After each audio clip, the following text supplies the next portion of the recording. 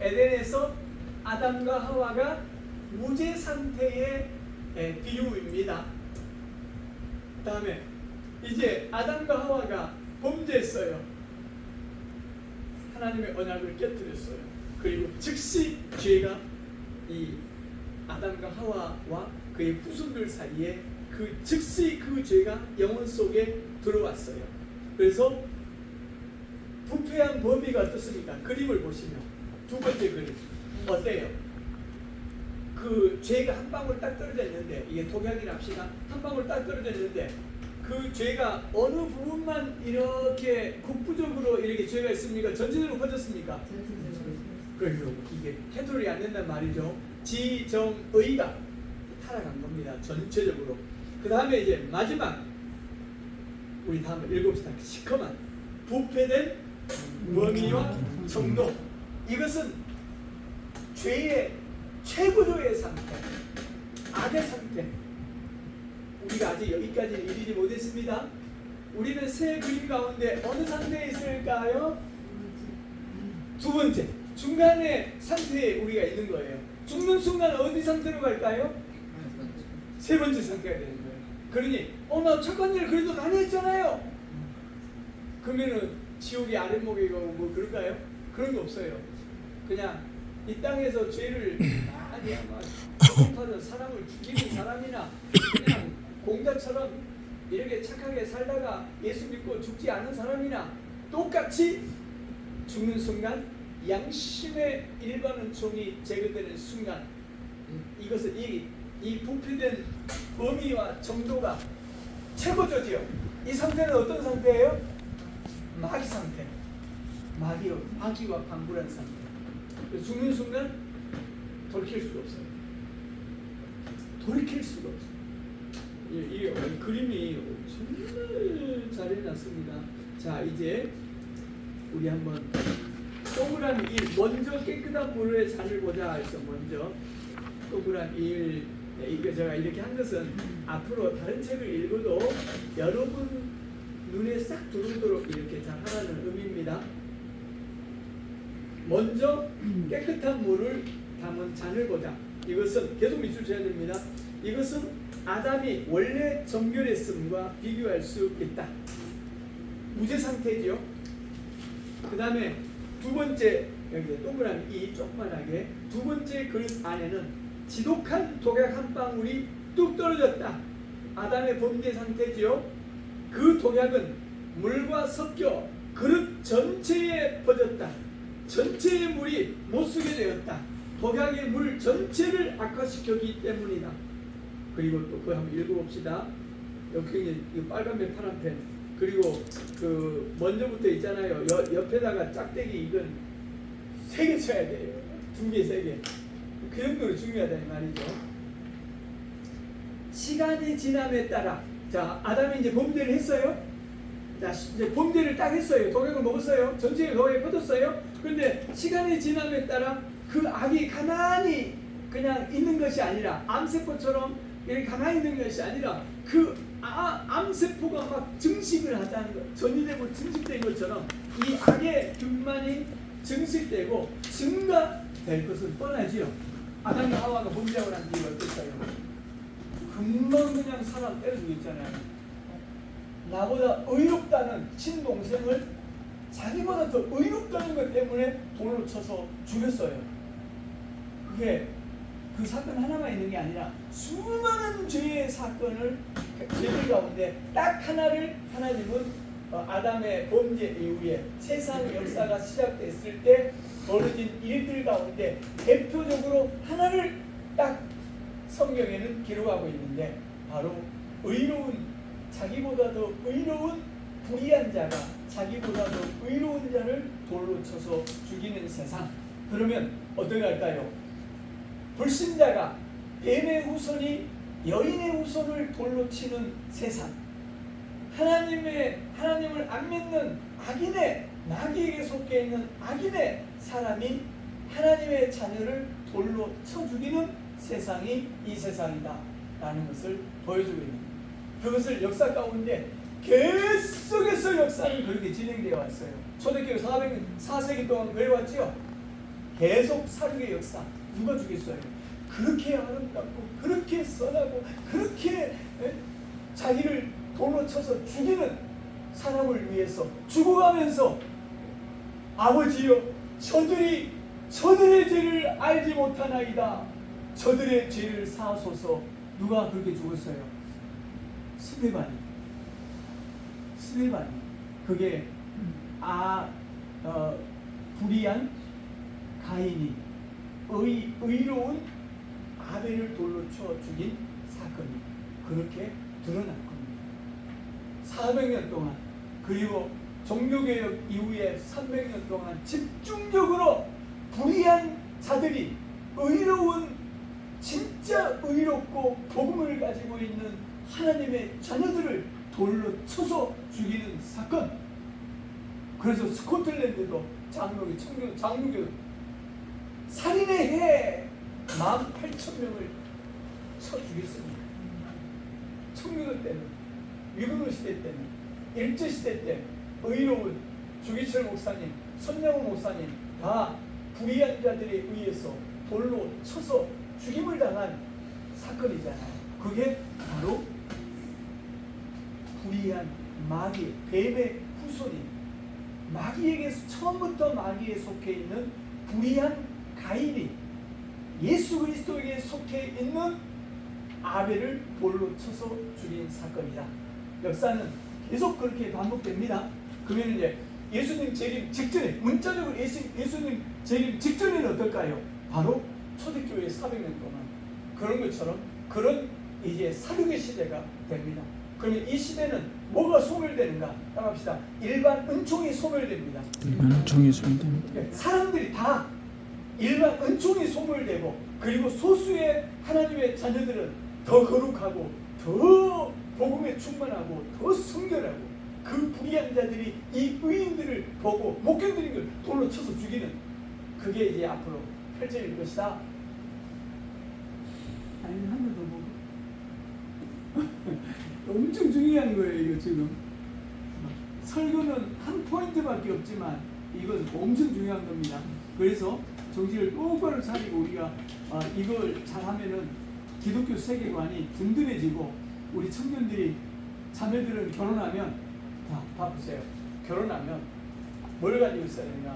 남편보다 더 뛰어나든 아니면은 뛰어난 기독교 세계관과 가치관을 가지고 있어야 돼요. 그래서 남편을 도와야 돼요. 자녀들을 다르게 키워야 돼요.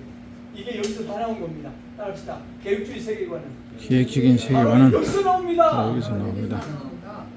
근대의 국가관이 있죠. 이게 1644년, 43년부터 이게 만들어지기 시작한 겁니다. 그때는 전쟁 중에 있었습니다. 영국이. 전쟁 중에 그 많은 위대한 하나님의 사람들이 모여서 이것을 만든 겁니다. 그 이후에 어찌 됐을까요? 영국이 최초의 입헌 군주제, 왕은 허수아비고 이제 국민들이 뽑은 지도자들, 내각제가 만들어진 거예요. 실제로 수상과 국회의원들이, 그게 청교도들이 추구했던 국가관이었습니다. 여기서 나온 거예요, 그게. 그렇게 해서 오늘날의 온 유럽과 우리나라에 이르기까지 민주주의가 여기서 나온 거라니까요. 알겠죠? 이 대교리, 소교리, 대교리, 신앙 역사에서 얼마나 이게 교회 안에만 머물러 있지 않다라는 것을 우리가 알게 됩니다. 그래서 이제 이 책이 크게 중요하다. 열심히 우리가 해야 됩니다. 자, 그리고 이제 3번 타락한 본성도 이와 같다. 이제 독소나 그랬죠. 이제 독소나 병률, 거기 앞에 동그라미 3번이 정말 중요합니다. 자, 여기서는 빨간에 파란에 다 하게 합니다. 맨 밑에까지 다 쳐야 돼요. 하나도 빼먹을 수가 없습니다. 자, 이제 독소나 병균이 가득한 세 번째 잔을 보십시오. 따라합시다.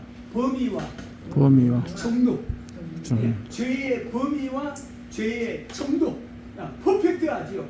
시커맸으니까 자, 이 자는 사탄의 악과 뭐라고요? 동일하다. 사탄에게는 선의 흔적조차도 없기 때문에 사악은 항상 최고조에 달하고 있다. 여기다가 항상 빠져 있는데 항상 그다음 최고조 앞에다가 항상이라고 항상 언제나 최고조에 달하고 있다. 사악자가 지옥에 던져질 때 여기서 사악자는 누굴까요? 불신자를 말하는 겁니다. 불신자, 사탄이든 불신자든 사탄은 이미 그냥 지옥에 던져진 놈이니까 불신자를 말하는 거죠. 사악자가 죄 용서를 받지 못하는 사람들을 말하는 거죠. 사악자가 지옥에 던져질 때 그는 뭐라고요? 사탄과 같이 될 것이다. 사탄과 동일한 거예요. 존재 자체가 옆에다 존재 자체가 사탄과 동일. 왜? 일반 은총이 제거되니까. 그 다음에 그러나 그들이 세상에 있는 동안에 우리가 이제 세상에 살잖아요. 불신자든 신자든 세상에 살던 그들이 우리가 세상에 있는 동안은 악이 사탄의 악과 같이 그렇게 완전한 악이 아님을 알게 된다. 중요합니다. 빨간불 파란불 다 써야 됩니다. 미술 중에서. 그렇죠. 이해됐죠? 예, 불신자들이 전적으로 타락했지만 세 번째처럼 전적으로 두 번째처럼 전적으로 타락하고 범위와 정교로 타락했지만은 세 번째 얘기는 세 번째 그림까지 안 갔잖아요. 이 세상에서는 그런 거예요. 그들이 세상에 있는 동안에 악이 사람의 원죄가 사탄의 원죄와 자범죄 사람의 죄성이 사탄의 악과 같이 그렇게 완전한 최고조의 악의 상태에는 아직 이르지 않게 되었다. 그러기에 그들은 중앙 그림 아까 있잖아요. 이게 이제 세상을 우리가 보는 늘 마주치는 믿지 않는 사람들, 우리를 포함한 믿지 않는 사람들이 우리도 그럴 때가 많으니까 중앙에 있는 그림과 예서와 같이 범위상 죄로 인해 전인이 부패했음을 뜻하며 그 정도에 있어서는 아직 최고조에 달하지 않았음을 의미한다.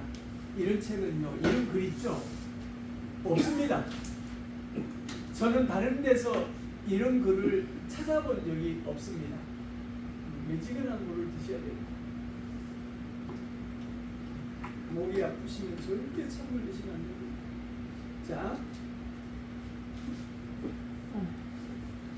그 다음에 또 여기까지 우리 8차페 읽었죠? 거기까지 짝대기 3개, 2개 너무너무 중요합니다.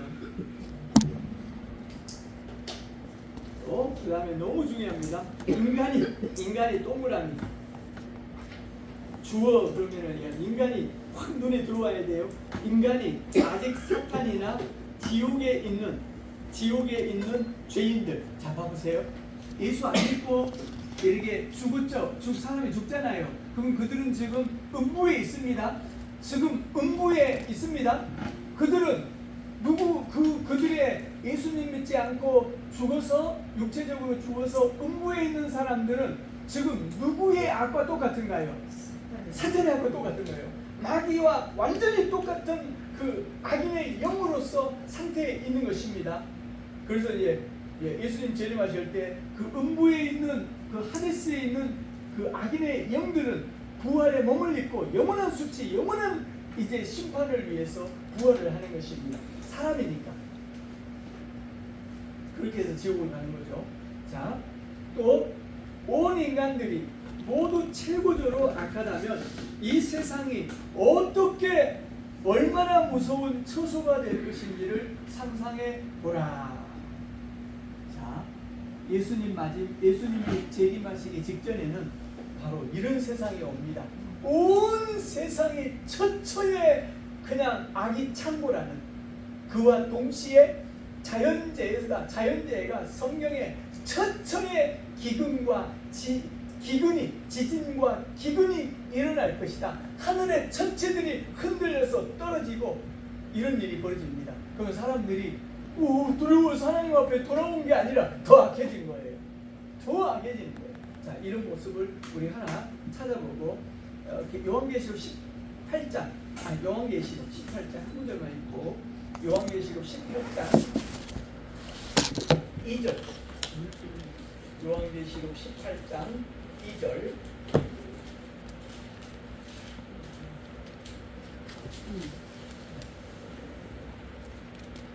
요한계시록 18장 2절. 이게 바로 이제 그 역사의 끝자락에, 이제 이 역사의 끝자락이 되게 되면 그냥 온 세상이 따라옵니다. 복마전, 사탄의 거처가 됩니다. 사탄의 처소가, 일반 은총이 사라지고 그냥 악이 하늘에 사무치는 그 악이 창궐합니다. 자, 여기서 바벨론은 누구를 표현할까요? 큰 성 바벨론이요 그랬죠. 세상을 말하는 거예요. 이 지구의 세상. 그 다음에 한번 읽어보겠습니다. 같이 힘찬 음성으로 외쳐 이르되 무너졌도다 무너졌도다 큰 성 바벨론이여 귀신의 처소와 각종 더러운 영이 모이는 곳과 각종 더럽고 가증한 새들이 모이는 곳이 되었도다. 여기서 놀랍잖아요. 귀신들의 처소라고 그랬죠. 처소. 그리고 각종 더러운 영들이 모이는 곳. 어디가? 큰 성 바벨론. 세상이야만 여기가 어느 우리는 깨끗하고 그런 게 아니라 교회 외에 모든 세상이, 그리고 각종 더럽고 가증한 새들이 모이는 곳. 우상의 정각이 되어버린 거예요. 그 이야기를 다시 우리 다시 84페이지로 가겠습니다. 그 아까 그 무서운 얼마나 무서운 처소가 되겠는가 옆에다가 한번 적어봅시다. 요한계시록 18장 2절. 요한계시록 18장 2절. 큰 성 바벨론 다운하셔가지고 큰 성 바벨론 점점점 귀신의 처소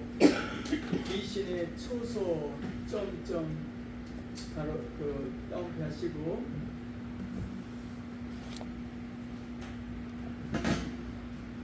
그 다음에 밑에다가 한번 적어봅시다. 일반 은총이 소멸되어 가고 일반 은총이 소멸돼. 일반 은총에서 도덕적이고 다른 사람을 생각하고 교양이 있고 죄를 억제하잖아요. 일반 은총이 소멸되어 가면 적그리스도의 세력이 창궐할 것입니다. 적그리스도의 세력이 창궐할 것입니다. 적그리스도의 세력이 창궐. 그러면 교회는 어찌 될까요? 초대교회 사세기처럼 죽임을 당하고 순교를 당하고 억울한 일을 당하고 이런 일이 있죠. 그래서 예수님이 마태복음에서 7장에서 24장에서 창세일에 이런 일은 없었다.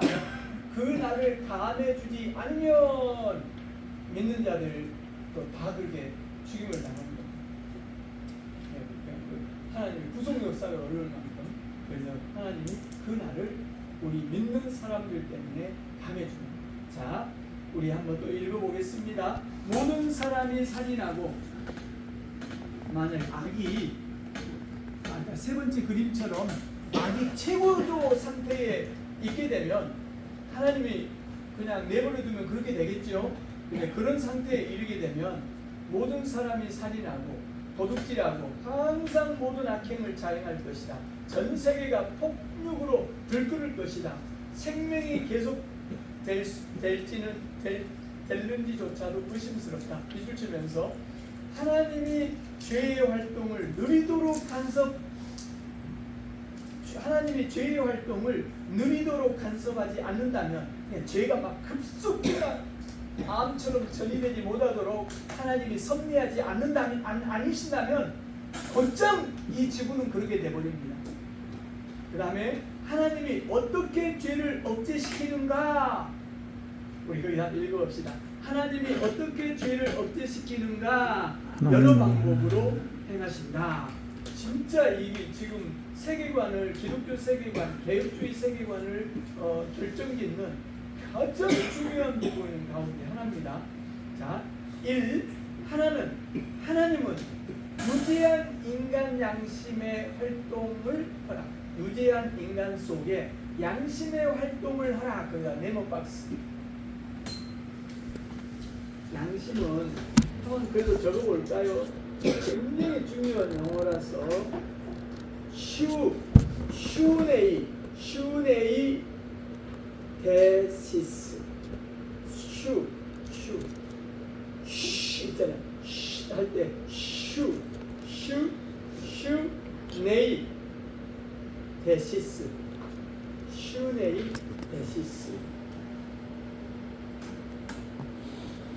바로 하셔가지고 함께 보다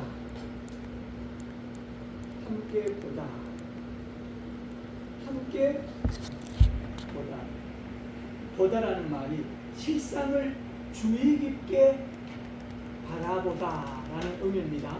그러니까 우리가 죄를 짓잖아요. 그럼 우리 양심이 어때요? 함께 그 죄를 바라보는 거예요. 그 양심의 가치를 느끼고 죄의식을 느끼게 만드는 거예요. 그래서 쉰이라는 전치사가 있는데 그것은 뭐뭐와 함께, 뭐뭐과 더불어, 뭐뭐과 같이 라는 두 단어의 합성한 겁니다. 그래서 양심이 바로 하나님의 우리 마음에 새겨진 하나님의 율법이다라고 로마서 2장 12절에서 15절 말씀하고 있습니다. 그것도 로마서 2장 12절에서 15절 양심 굉장히 중요하죠. 자, 이런 양심 하나님이 모든 사람 마음속에 양심을 주시고 그 양심이 활동하도록 하나님이 하신 거예요. 이건 일반 은총이죠.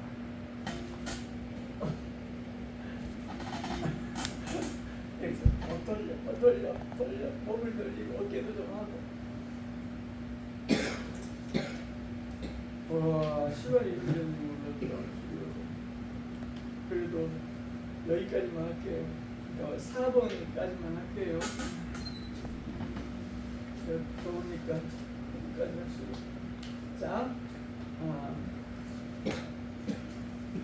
그 다음에 또 밑줄 치겠습니다. 양심이 사악한 자를 선하게 만드는 것은 아니다. 양심이 악한 자를 선하게 만들 수 없습니다. 단지 죄를 깨닫게 하고 죄의식을 갖게 만들어서 또 죄에 대한 두려움을 갖게 만들어서 죄를 억제할 뿐이에요.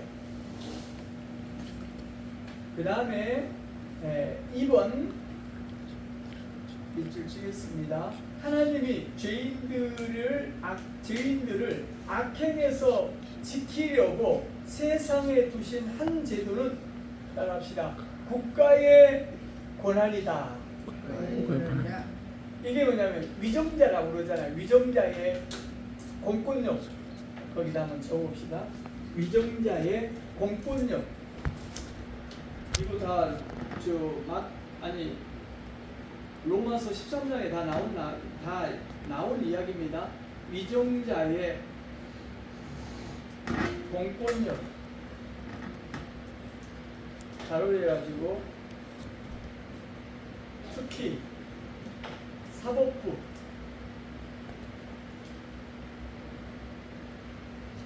이제 여러분 아시겠죠?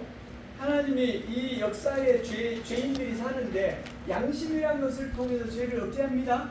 두 번째는 국가라는 제도를 통해서 국가라는 제도 안에 실정법, 이런 민법, 형법, 상법 이런 게 있잖아요. 이런 법을 만들고 법과 제도를 만들어서 그것을 어겼을 때 국가 권력이 즉 위정자의 공권력을 가지고 그 죄인을 처벌하고 감옥을 보내고 불이익을 주고 그러잖아요. 그렇게 해서 죄가 억제되는 거예요. 이것은 성경의 세계관입니다. 국가가 임의로 만들어진 게 아니에요. 하나님이 그걸 다 그렇게 작정하시고 섭리하셨습니다. 이해되셨죠? 네. 네. 국가 권력을 어떻게 해야 될까요? 공권력을 존중해야 됩니다. 그러면 국가 공권력이 이게 이 국가가 바르게 집행되는 최후의 보루입니다. 공권력이 특히 공권력이 검찰, 경찰 그리고 판사, 사법부 이 공권력이잖아요. 이것이 그 한 나라의 그 정의의 최후의 보루예요. 이것들이 썩어버리면 어찌 될까요? 그래서 이러한 경찰이나 검찰이나 사법부는 따라합시다. 정치적 중립. 중립이에요. 그래서 그런 권한을 준 거예요. 휘둘리지 말라고. 근데 완전 휘둘러 버리잖아요. 여든 야든 휘둘러 버리잖아요. 그러면 안 되는 거예요. 그리고 가장 나쁜 놈 울산의 부장판사 김태균 부장 해운대에서 하시는 분인데 지금 이제 젊은 나이에 은퇴하셔가지고 변호사하고 또 국가인권위원장 그 인권위원회 부원장이 되셨더라고요. 그분이 판사하면서 이승만 책을 최후 다 읽은 거예요. 동기는 그러면서 막 매일매일 페북에 글을 올렸는데 이제서 이런 책을 이승만에 대한 진실을 이제야 정말 이제는 막 장감탄사를 막 매일매일 올려놓은 것을 봤습니다. 그러니까 모르면 오해하는 거잖아요. 모르면 이 거짓 선동가들에 의해서 애국된 선지식을 가지게 되면 우리가 우리의 판단이 잘못될 수 있잖아요. 그분이 뭐라고 그러냐면은 권순일 뭐 이런 김영수 이런 대법관들이 그냥 1심 2심에서 무죄로 바꿔버렸잖아요.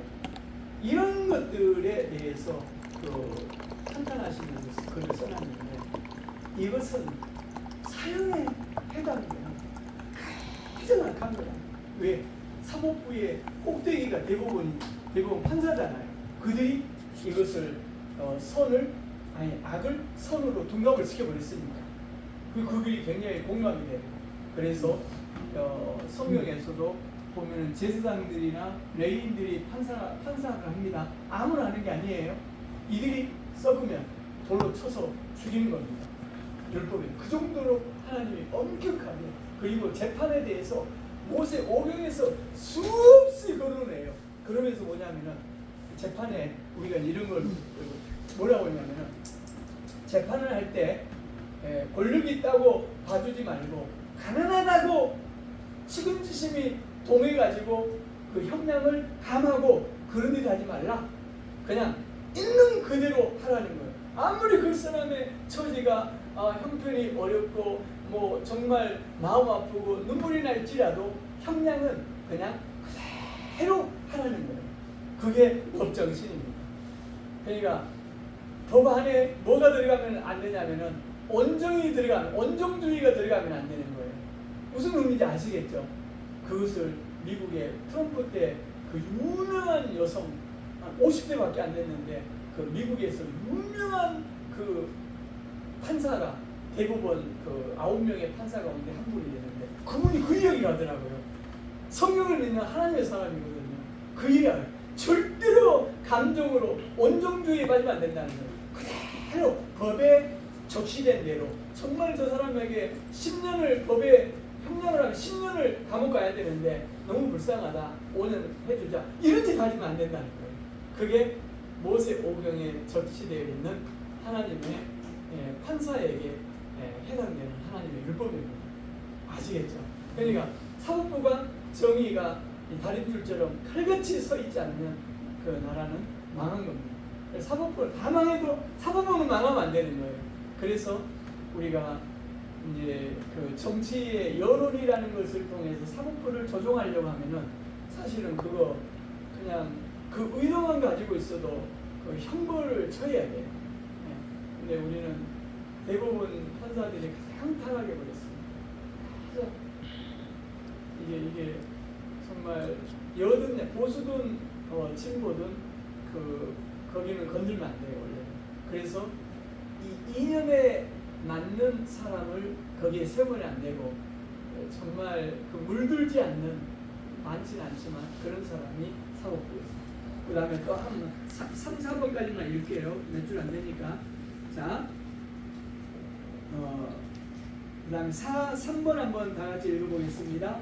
인간은 죄로부터 억제하는 판단은 죽음의 공포이다. 히브리서 2장 죄 10절. 맞으면 뭐 급사하거나 막 이런 두려움을 가지고 있잖아요. 그것도 다 이 정말 죄를 억제해서 그 죄가 최악의 상황이 있잖아요. 마귀와 똑같은 그 최고조에 달하지 못하도록 하나님이 죄를 억제하고 그 가운데 있는 그림이 있잖아요.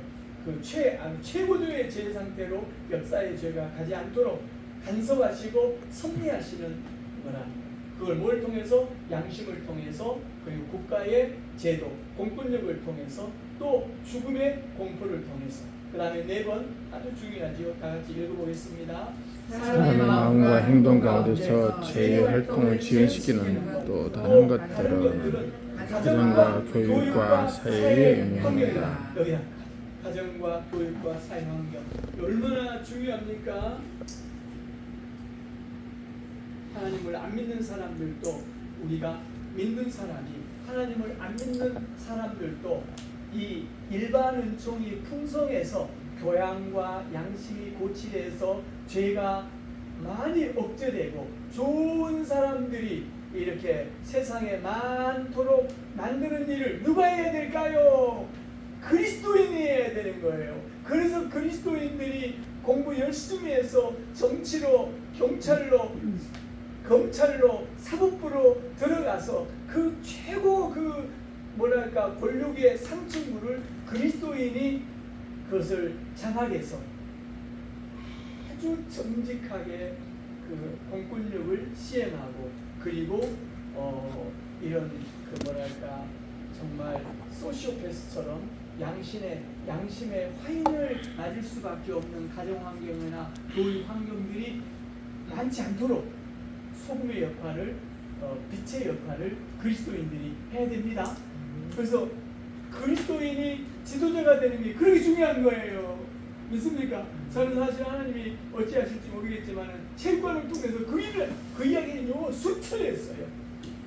믿는 애들만, 안 믿는 애들이 중요한 거. 안 믿는 애들, 믿는 애들은 교회에서 교육을 받을 거잖아요. 악이 억제될 거잖아요. 그럼 안 믿는 사람은 만약에 부모가 그냥 험한 가정에서 태어났다. 부모가 근데 한 명은 이 사이코패스나 소시오패스가 되면 반드시 자녀 50%는 소시오가 똑같이 된대요. 그리 안 될 수가 없죠. 그러면은 그런 아이들을 상담해주고 부모를 상담해주고 그렇게 해서 애가 애정이 부족하고 사랑이 부족하고 넘치도록 부어줘야 돼요. 그렇게 해서 삼촌의 역할을 하고 아버지 역할도 해주고 형님의 역할도 해주고, 그러면서 그 하나님을 믿지 않는 아이들이 일반 은총이 올라가서 고조가 되어서 양심과 교양이 이렇게 순화가 되어서 사회생활을 그냥 극단적인 악으로 가지 않고 잘하도록 그 하는 일을 누가 해야 된다고요? 사실은 교회가 하는 일입니다, 이게. 그래서 칼빈의 기독 강요를 만들 때 교회만을 생각하면서 만든 것이 아니고 가장 중요한 것은 교회죠. 이것을 통해서 세상을 어떻게, 정치 제도를 어떻게 만들고 국가관을 어떻게, 이런 거에 다 들어가 있는 거예요.